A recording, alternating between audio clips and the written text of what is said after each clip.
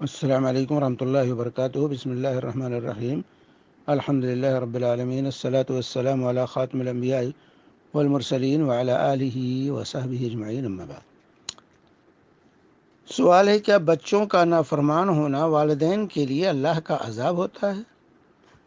اور کیا میاں بیوی میں بات چیت بند ہونا بھی اللہ کا عذاب ہے؟ دیکھیے، ہر چیز کو عذاب سے تعبیر نہیں کیا جا سکتا، بلکہ دو شکلیں ہوتی ہیں۔ جو مشکلات، جو پریشانیاں انسان کو لاحق ہوتی ہیں دنیا کی زندگی میں، اس کا دو پہلو ہے۔ ایک پہلو عذاب کا ہے اور دوسرا پہلو ابتلا اور آزمائش کا ہے۔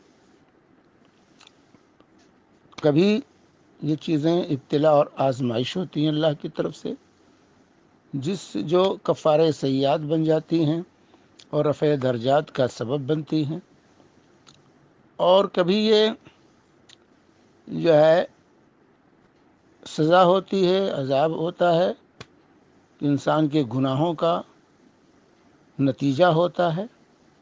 دونوں پہلو ہوتے ہیں۔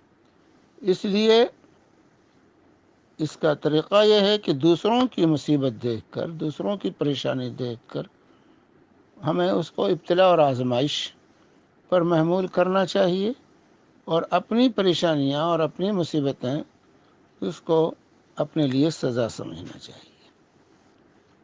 اور اسی لیے انبیاء کو بھی آزمائش ہوئی۔ بھئی ایوب علیہ السلام کس قدر آزمائے نہیں گئے، بیماری سے تکلیف ہوئی، لیکن انبیاء معصوم ہوتے ہیں، تو یہ ابتلا تھی، یہ آزمائش تھی۔ رسول پاک صلی اللہ علیہ وسلم کی بھی تکلیفیں لاحق ہوئیں، پریشانیوں کا سامنا کرنا پڑا۔ یہ ابتلا اور آزمائش تھی۔ مومنین صادقین کو بھی تکلیفیں ہوتی ہیں، مصیبتیں آتی ہیں، پریشانیوں سے دوچار ہونا پڑتا ہے۔ تو آزمائشوں سے تو وَلَنَبْلُوَنَّكُمْ بِشَيْءٍ مِّنَ الْخَوْفِ وَالْجُوعِ وَنَقْصٍ مِّنَ الْأَمْوَالِ وَالْأَنفُسِ وَالثَّمَرَاتِ وَبَشِّرِ الصَّابِرِينَ۔ یہ جو ہے آزمائش ہوتی ہے، ابتلا ہوتی ہے، ابتلا کرتے ہیں۔ تو بچوں کا نافرمان ہونا کبھی عذاب ہوتا ہے اور کبھی آزمائش ہوتی ہے۔ جیسے سیدنا نوح علیہ السلام کا بیٹا بھی نافرمان نکلا، اس لیے بیویوں کی نافرمانی بھی، یہ بھی کبھی ابتلا اور آزمائش ہوتی ہے اور کبھی عذاب ہوتا ہے۔ جیسے سیدنا لوط اور سیدنا نوح علیہ السلام کی بیویاں کافرہ ہی رہیں، نہیں دعوت کو قبول کی، نہیں بات مانی، تو یہ کوئی گناہ نہیں تھا سیدنا نوح کا یا سیدنا لوط کا، بلکہ یہ ابتلا تھی، آزمائش تھی اللہ کی طرف سے۔ تو لیکن اپنے بارے میں ہمیشہ ہی سمجھنا چاہیے کہ ہماری کوتاہی، یہ ہمارے گناہوں کا نتیجہ۔ وَمَا أَصَابَكُم مِّن مُّصِيبَةٍ فَبِمَا كَسَبَتْ أَيْدِيكُمْ۔ تمہیں جو مصیبت پہنچی ہے تمہاری کرتوت، تمہارے اعمال۔ وَظَهَرَ الْفَسَادُ فِي الْبَرِّ وَالْبَحْرِ بِمَا كَسَبَتْ أَيْدِي النَّاسِ۔ خشکی اور تری میں لوگوں کی غلط اعمال کی وجہ سے، کرتوت کی وجہ سے فساد برپا ہو گیا۔ تو آزمائش، اسی لیے اسلاف کے ہاں یہ تھا، ان کا گھوڑا بھی بدکتا تھا، اگر ان کی بات نہیں مانتا تھا تو بھی وہ اللہ کی طرف رجوع ہوتے تھے۔ اللہ، تیری کی شان میں مجھ سے کیا گستاخی ہو رہی ہے، تیری شان میں مجھ سے کیا گستاخی ہو رہی ہے۔ تو اگر کسی کے بچے نافرمان نکل رہے ہیں تو اسے اپنے اعمال کا جائزہ لینا چاہیے کہ وہ اللہ رب العالمین کی اطاعت کس حد تک کر رہا ہے، اور اپنے آپ کو سدھارنے کی کوشش کریں، کیونکہ اللہ کو ناراض کر کے کسی کو خوش نہیں رکھا جا سکتا۔ اس لیے اللہ کو ہمیشہ راضی رکھنے کی کوشش کرنی چاہیے مومن کو۔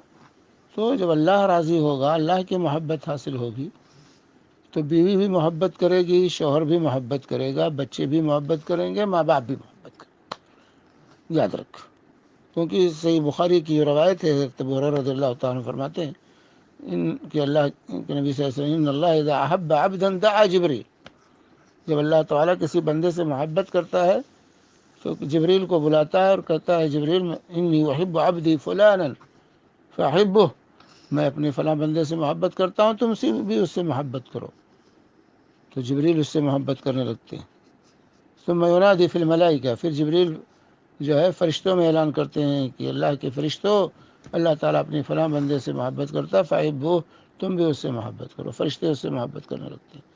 ثم یؤذن له القبول فی الارض، پھر اس کی قبولیت لوگوں کے دلوں میں رکھ دی جاتی ہے، لوگوں کے دلوں میں اس کی محبت پیدا ہوتی ہے اور لوگ اس کو چاہنے لگتے ہیں۔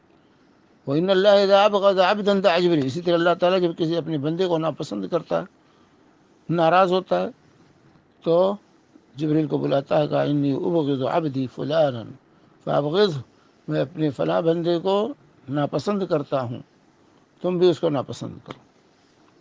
پھر جبریل فرشتوں میں اعلان کرتے کہ اللہ تعالیٰ اپنے فلاں بندے کو ناپسند کرتا ہے، تم بھی ناپسند کرو، فرشتے ناپسند کرنے لگتے ہیں۔ ثم یؤذن له البغضاء فی الارض، پھر اس کے خلاف بغض، دشمنی اور ناپسندیدگی لوگوں کے دلوں میں ڈال دی جاتی ہے۔ تو صحیح بخاری کی یہ روایت ہے، اس میں ہمارے لیے درس اور عبرت ہے کہ اگر ہم لوگوں کو اپنا اطاعت شعار فرمانبردار، اپنی اولاد کو، بیوی کو، بچوں کو اپنا اطاعت شعار بنانا چاہتے ہیں تو اللہ کے اطاعت شعار بن جائیں گے۔ اللہ کو خوش کر لیں، سب خوش رہیں گے۔ اللہ کو ناراض کر کے کسی کو خوش نہیں رکھا جا سکتا۔ اللہ تبارک و تعالی ہمیں اس بات کی توفیق دے کہ ہم اللہ کو خوش رکھنے والے بنیں۔